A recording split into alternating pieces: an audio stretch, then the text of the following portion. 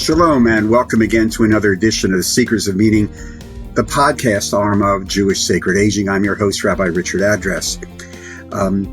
Today we want to interrupt some of the usual flow to bring you a very, very special guest. And I want to thank Paul Kaplan from the Jewish Relief Network for helping to arrange this. And of course, our producer, Steve Lubekin, for rearranging some of the technical stuff. And we want to immediately go right to our special guest. And that is Rabbi Mendel Moskovitz, who's coming to us from Israel, having recently, I guess the right word is escaped with his family from the Ukraine, from the city of Kharkiv. So Baruch haba, Rabbi Moskovitz. It is a pleasure to welcome you to this edition of Seekers of Meaning. And I will hope you're safe. And first of all, your family and you are safe somewhere in Israel right now. I from what I imagine, is that correct? That's correct. Yes. So, first of all, let's get right to this. Just if you can, just tell us the story. This is posting on the beginning of August. How long have you been in Israel? How many weeks, months? So this whole story from when the war started. We have been in Israel now about over 3 months, over 100 days since the war has begun. So you escaped from Kharkiv, right? And you were involved with the Jewish community, head of the Jewish community, or the Chabad community, whatever. Just tell me that in the city of Kharkiv, which is, for those of us who have not, there may be one or two people who have not seen this map on the news every single day here in the U.S. Kharkiv is to the east of Kyiv, correct? So Kharkiv is on the opposite. Yes. It's right next to the Russian border.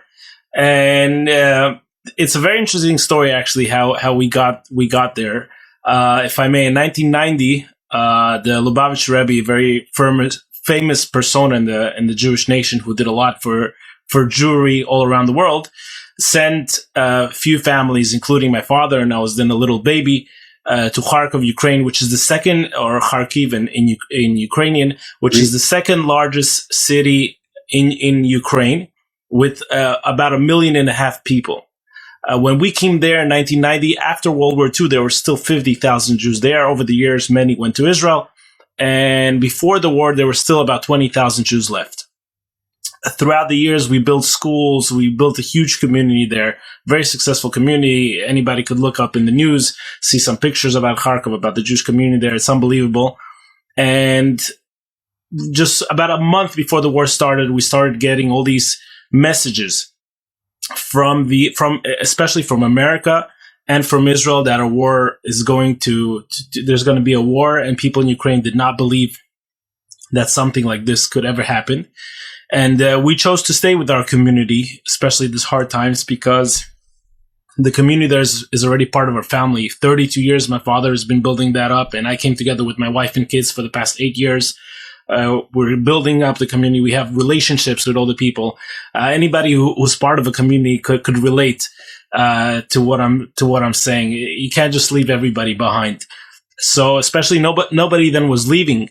So we made the decision that we have to be there for them, even though from Israel and America, all the news networks were very sure that a war would happen. And they were right. A terrible war broke out in I think March 24th.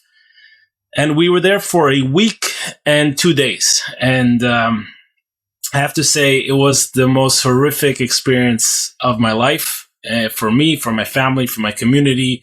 A week of bombing and shelling and just horror. The Russians have, as they say in Yiddish, "Onkein Rachmanis," with no mercy. They just bombed the heck out of the city. The first few weeks, about 30% of the city was destroyed. So terrible. And we just had to leave. We had to leave and take out our community together with us. That was a very tough task that we're still dealing with till this day. Taking out 20,000 people is not something you could just do in a few days or a few weeks. It's a process. A lot of people need convincing to leave. A lot of people can't leave because they're part of the army, or their wives and kids want to stay with their husbands or fathers. It is a very, very tough situation that we're in.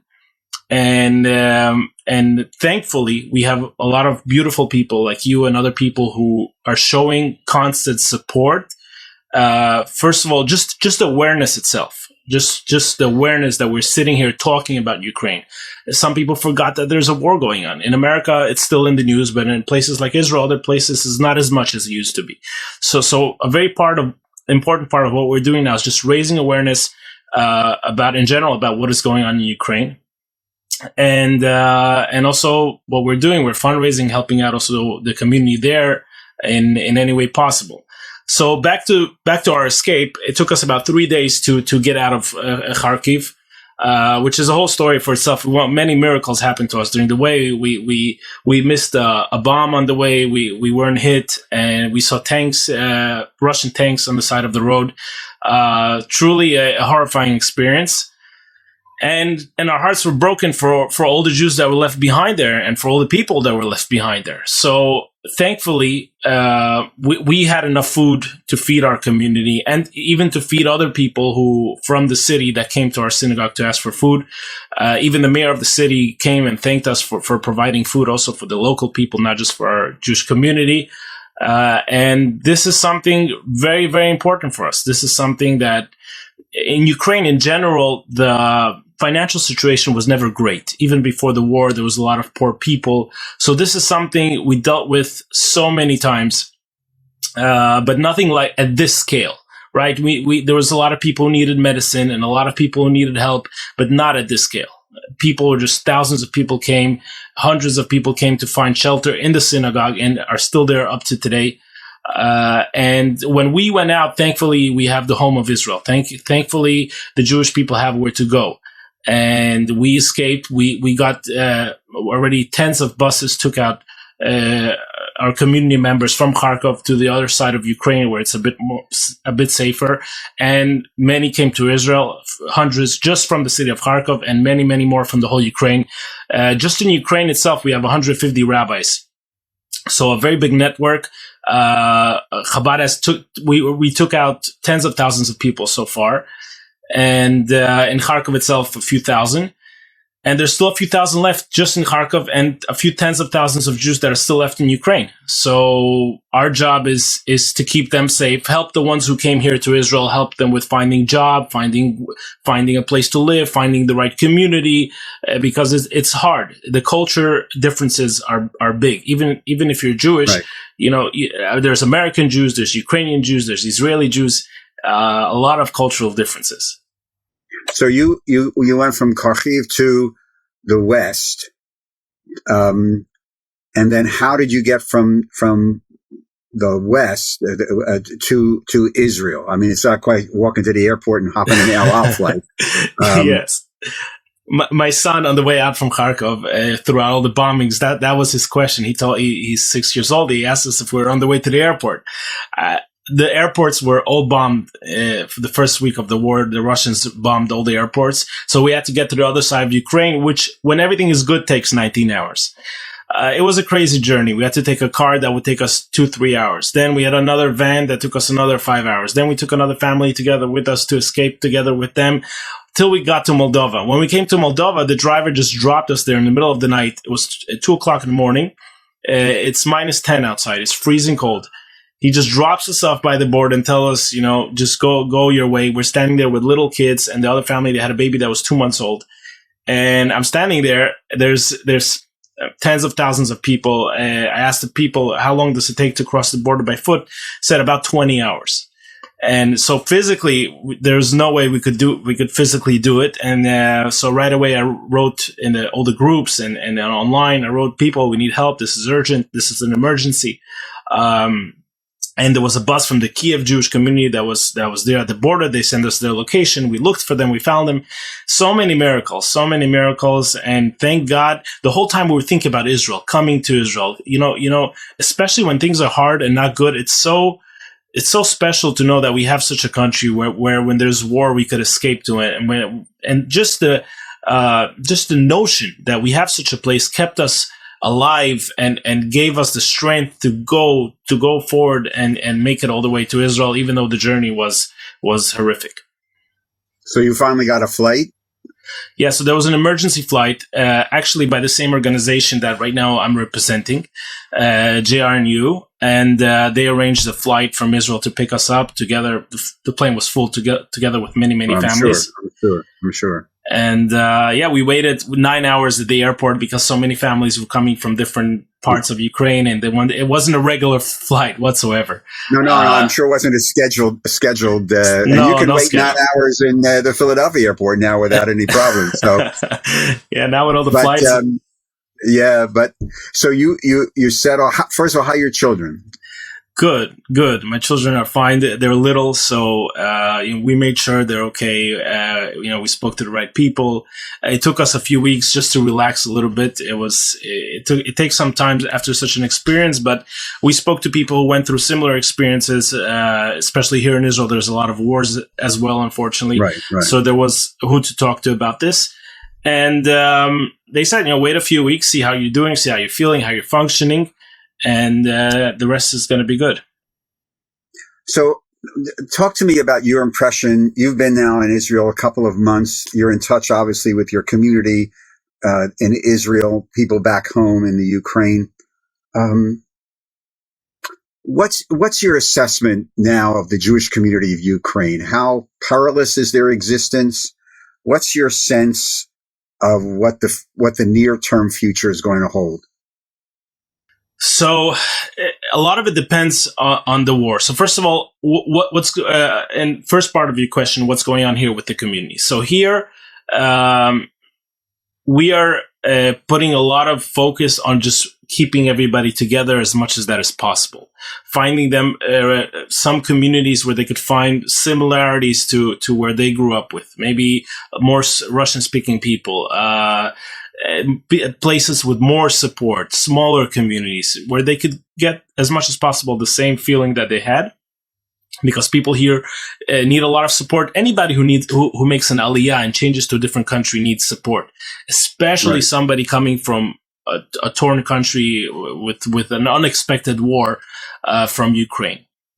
So that's a big part of what we're doing now here for the refugees here. Just from Kharkiv itself, we made a big porting party. We had 300 people, 300 refugees that just were so happy and emotional to see each other. So that's a big part of what we're doing now in Israel. And to your second part of the question, what is going on now in Ukraine? So together with this beautiful organization, we're raising funds and money to send people, first of all, essentials. The Jewish community there is a lot of elderly people, a lot of people who are hungry, literally hungry. People need food. Just in Kharkiv itself, we have a soup kitchen in the shul, in the synagogue. We're feeding over 300 people every day. So thank God we have that system in place. This is just me speaking from in my city, what is going on from my experience. All the rabbis all across Ukraine have the same thing going on. We have a special bank with medicine. We're giving out medicine. We have supplies. So the buses that rescue people who want to leave Kharkov to Moldova. So these buses come back with food, medicine, whatever's missing. We get a list and we provide the money for them. We have our men there on the ground. My father went in a few times to make sure everybody's fine. So we are controlling the situation. We're in control of what's going on. We're there. We built a community for 32 years, so we have a good sense of the situation. In regarding to Ukraine's future, it depends on the war. The longer the war gets, the more of a problem we have. We do understand that there are some people that are just not ready to leave. And that is hard for us sitting here to understand, because anybody who has been to the US speaks a different language. We understand that there's life also in Israel and there's life in America. But people who only speak Russian or Ukrainian, for them it's hard to imagine a different life, especially elderly people who all they knew was there was World War II when they were little, but life was so peaceful and beautiful in Ukraine, it's hard for them to even imagine a different future. So these people are going to be there. There are people there are Jewish people who are pro-Ukraine, who are not ready to leave their country, even though they know they're Jewish. They identify as Jews, but they also identify as Ukrainians. So they're going to stay there. They're going to fight for their country. They're going to die for their country. This is also important for us here to understand. So there are always going to be Jews there. And it is our job in these hard times to support them. And that's what I'm busy doing now. I was elected to be the ambassador for this beautiful organization to raise money and funds for taking people out. Chabad is taking out tens of thousands of people from Ukraine, and to provide food and medicine. And soon we're going to have a problem with heating. This is something that we're going to, in the winter, something that we're preparing for, because there are places with no electricity, there are places with no water. And this is something that we're breaking our heads now, how to make sure to provide heating for everybody as well throughout the winter. So we're looking ahead. You just mentioned something about what's going on back home. Your father is still there? So right now he's not, because the shelling is impossible. It is too dangerous to be there. He went in. But he's still in the Ukraine, right? He's still back home in Ukraine? He came now to Israel. He went for a few weeks to Kharkiv, but it is just too dangerous to be there. There's shelling, and it's so random. The shelling is so random. It's not targeted whatsoever. Just random buildings. Just this week, tens of people were killed just in Kharkiv itself, in the middle of the city. It is terrible what is going on. It is terrible. I'm afraid to open the news to see what's happening. So let me ask you, rabbi to rabbi, pastoral counseling question. You were there at the beginning. You're dealing with your people in Israel. You're in touch with your people back home. The emotional, spiritual stress. How do you, and you are part of it. How do you enter into this, as we'll call it, pastoral counseling phase, when one of your people comes to you and just is overwhelmed, and you also can empathize because you've walked this walk? Just, can you share some of that, how you deal with that, if it's not too personal? That's a great question. That is a great question. First of all, it's tough. It's important to understand that being spiritually strong is important, and we get tested at these moments. I never believed in God as strongly as I did, even as a rabbi, when going through hard times. When you're going through hard times, it's as if you're being squeezed, and your only hope, and you turn to God for help, because you realize that there's no other way out. Especially, there was a few days that we understood that there's no way for us to leave the city. We just turned to God and we prayed, and we told our community members to do the same. Just turn to God and ask Him for help, and everything's going to be okay. It's important to understand that we don't understand God's ways. We don't understand why this war is happening, and why there's Putin, and why he's attacking Ukraine. We don't understand the deeper meaning of things. But there are things that are in our control. In our control is how we react to the situation and what we do with the situation. And it is important, even though it's hard to see the good in everything, it's important to still find a way to see the good, to see the beautiful, to see that there's still sun, that the sun is rising, that there's a nice breeze, and there's some kids and there are kids who are smiling and finding a way out of the pain. Just to stay hopeful, and to remember that there is, as much as that sounds cliche, but there is light in the end of the tunnel, and we have to believe it. And even though we don't see it right now because the war is intensifying, we have to continue believing that there is a brighter future for the Jewish people, a brighter future for the people of Ukraine, and continue praying to God and hoping that this is going to become very soon, and the war is going to end, and we're going to live in a better world than we're living right now. Yeah, I cannot imagine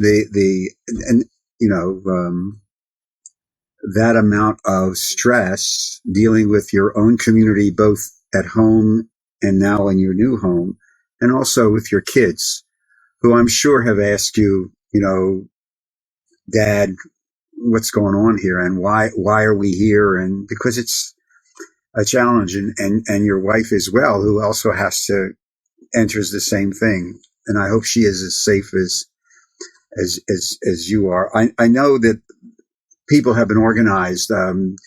We've written checks to the World Union for Progressive Judaism, and my movement, the URJ, has collected money, Jewish Federations of North America. Talk to me a little bit about this Jewish Relief Network of Ukraine, which I, not being a betting man, but I would imagine that the majority of people in the States have not heard of the Jewish Relief Network for Ukraine. So what is it, and what exactly is, you're the ambassador, Paul Kaplan, who connected us, has told you the ambassador. So what is this network, and what do you do? And if somebody wants to get involved with it, how do they do that? Okay, so what we do is as follows. First of all, the way I got here, right? The way I got to this position is my personal story and my personal experience about the situation of Ukraine. I was there during the war. A bomb fell right next door to my house. So I personally experienced the war. I grew up in Ukraine all my life. That's what I know. That's where I learned to walk and talk, and all my friends are from there. So I could really relate to what's going on, and I'm in touch with the people there every single day. So we're there on the ground, and we know the situation very well. And I decided to make it my mission to dedicate my life, even though I'm right now here in Israel, to find a way to help, to continue helping in the best way possible to my community members and to the whole Ukraine in general, not just to the city of Kharkiv, but to all the Ukrainian Jewry.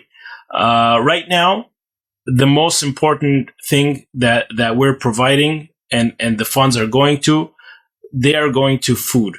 We're giving out throughout Ukraine thousands of meals a day, thousands. We're giving out medicines to thousands of people. We're evacuating thousands of people.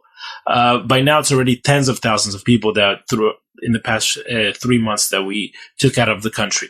These are buses that cost tens of thousands of dollars from cities like Kharkov to take them all the way to Moldova. We're talking about crazy expenses, and we're saving lives by taking people out of cities like Kharkiv or Mariupol. If anybody will follow the news, the cities, Mariupol doesn't even exist on the map. There's no more buildings left there. Anybody who was left there died. It's tragic, and these funds, this money is going to literally save people from starving by giving them medicine. Literally, we're talking about right now essentials. Essentials, this is what we're providing. In the winter, we're going to find a way to provide heat for as much people as possible. So we're talking about life and death. And it's an honor for me to be part of such an organization that helps people literally in the most essential part of their lives. Because as we know, Judaism is not only about spirituality, and synagogue is not only about connecting to God. It's also being able to do so. So if we're not healthy, and if we don't have essential things like food, health, warmth in our houses, everything else we won't be able to reach in life. So we got to take care of the essentials. We have to make sure that everybody's well. And that's what we're dealing with now. And anybody who gives money and supports us in every way, and by you giving us a platform, and by people giving money and donating to this amazing cause, that way we could continue doing it and giving more money and more supplies and whatever people need there and that they're missing to survive this terrible time. We're there for them. So we're the hope for these people. And I call upon whoever's listening to this, please help. This money is going to go directly to the people of Ukraine who are having a very hard time now. A lot of elderly people as well who really need your help. So I'm just blessing everybody and thanking everybody also. Thanks for being a part of this beautiful thing. So again, if somebody wants to say, okay, I really want to help out, I want to write a check or whatever, where do they send it? Is there a website? Is there an address? That's really important, because people have been touched by this. I mean, I know the Jewish community in the United States have raised millions of dollars. So where do they, okay, somebody's taking out their credit card or taking out their checkbook now, and where do they send it? So, there's our website, which is JRNU, jrnu.org, the Jewish Relief Network Ukraine. You could either Google it, Jewish Relief Network Ukraine, or just put in jrnu.org. If it's possible, maybe together with this podcast, we could put a link, jrnu.org. This is our website. And again, the money is going directly to the people of Ukraine, people that I know personally. So this is a big honor to be part of something so great. So if I go to jrnu.org, I'll be able to follow the directions as to how to donate money, either a credit card or an address to actually send. Is there a North American address? If somebody didn't want to do a credit card, they just want to write a check and put it in the mail. Is there a North American address? And it is on the, and if so, is it on the website? So there's a donate button on the top right of the page with a link to donate. And somewhere on the website, there should be a website. There should be an address where address where it could be sent. It's actually on the bottom of the page. If you go all the way down to the end of the page, there's a number that you could call, and there is an address as well. So you could do all that on the website jrnu.org. Rabbi Moskovitz, thank you. Before we run out of time, just an easy softball question. You've been in Israel for, as you say, a couple of months. You're in touch with your people back home. You were born and raised in Ukraine. Do you feel as if you're in Galut now? Are you in exile? Are you home? And if the opportunity comes, do you take your people back to Ukraine? That's a great question. It's a nice, easy softball question. Yes, it's a nice question, but the answer is complicated. So the question is simple, but that's a Jewish question. A simple question with a complicated answer. Yeah. So our goal is our mission in life is eventually that the Messiah should come and everybody would come to Israel and live happily ever after in Israel. Yeah, but that's not right away. Right, but until that happens, and we have the Galut plan, the exile plan, and for Jews to be in Israel is a great thing. Whoever feels here at home, whoever loves this land, should come and live here. But we do understand that there's going to be people in Ukraine that are going to stay there and live there. If it's going to be safe enough for me and my family to go back and there's going to be a community to serve there, I will come back and serve the community, God willing. But if not, I'll find a different way to serve the Jewish people in any way I can, because that is my life goal and my life mission. And it's even in Israel, I don't feel it's the redemption yet. There's wars in the world. We have to make the world a better place. We have to act. We have to do goodness and kindness, and only then, when we make the world a better place, that's when we can rest. But as it says in our scriptures, that a person was created to work. So we're here to do our job, to make the world a better place. And I hope I could continue doing it till my last days. Rabbi Moskovitz, Mendel Moskovitz, thank you very, very much for joining us. Thank you for your courage. And I'm sure I'm joined by everybody who's listening or watching this to wish you and your family just an embrace of chesed, which is, as you alluded to, a commodity that we are in desperate need of. So, hatzlacha, and just stay safe. Stay safe and stay healthy right now. That's the most important thing. To all of you, I want to thank you for joining us on this very special edition of Secrets of Meaning, the podcast and TV arm of Jewish Sacred Aging. Again, if you'd like to contact us with ideas or suggestions or comments on these podcasts, go to Rabbi Address at jewishsacredaging.com. If you'd like to continue to support the work of these podcasts, go to jewishsacredaging.com and click on the conveniently located donate button to make a tax-free donation so that we can continue our work. Secrets of Meaning is produced at the Broadcast Center of Lubetkin Media in Cherry Hill, New Jersey. And a shout out again to our producer, Steve Lubetkin, for helping to coordinate this. I am your host, Rabbi Richard Address, and I look forward to greeting you on our next Secrets of Meaning. In the meantime, stay safe, everybody. Stay healthy. Be kind to one another. We desperately need it. Toda Rabbah. Shalom.